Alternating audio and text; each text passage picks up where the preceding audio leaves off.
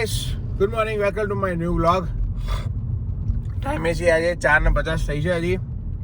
બરાબર. હવે સિચ્યુએશન કંઈક એવી છે કે ઇન્ડિયા થોડી મેડિકલ ઇમરજન્સી આવી છે.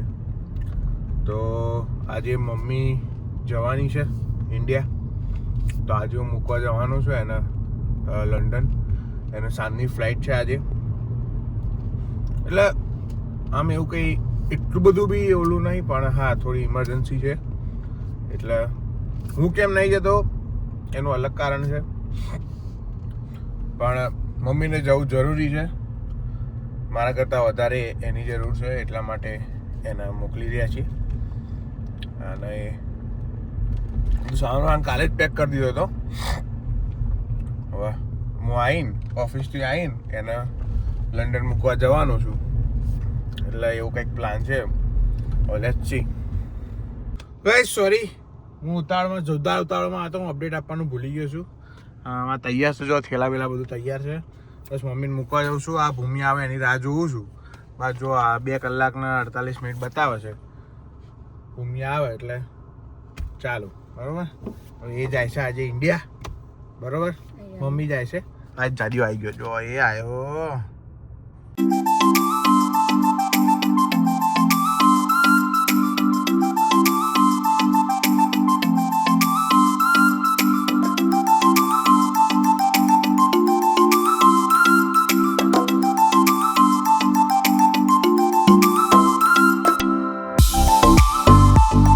કેપ્સ. હા, બાય. બાય. જય સ્વામિનારાયણ. જય સ્વામિનારાયણ.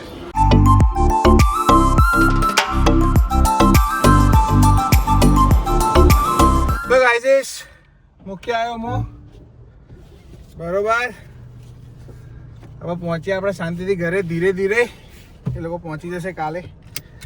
બરાબર. હવે આમાં ઇમરજન્સીમાં એવું છે થોડું, કારણ કે મારા જે નાના મામા છે, કીર્તન મામા, એમને થોડી તકલીફ થઈ છે. તબિયત થોડી સારી નથી, એના કારણે જઈ રહ્યા છે. મારે એટલા માટે હું નથી ગયો, કારણ કે ભૂમિ એટલા માટે મોકલી છે, કારણ કે મેડિકલ ટર્મ્સની એનામાંની ભૂમિને વધારે ખબર પડે છે મારા કરતાં. એટલા માટે મેં ભૂમિને મોકલી છે. બરાબર.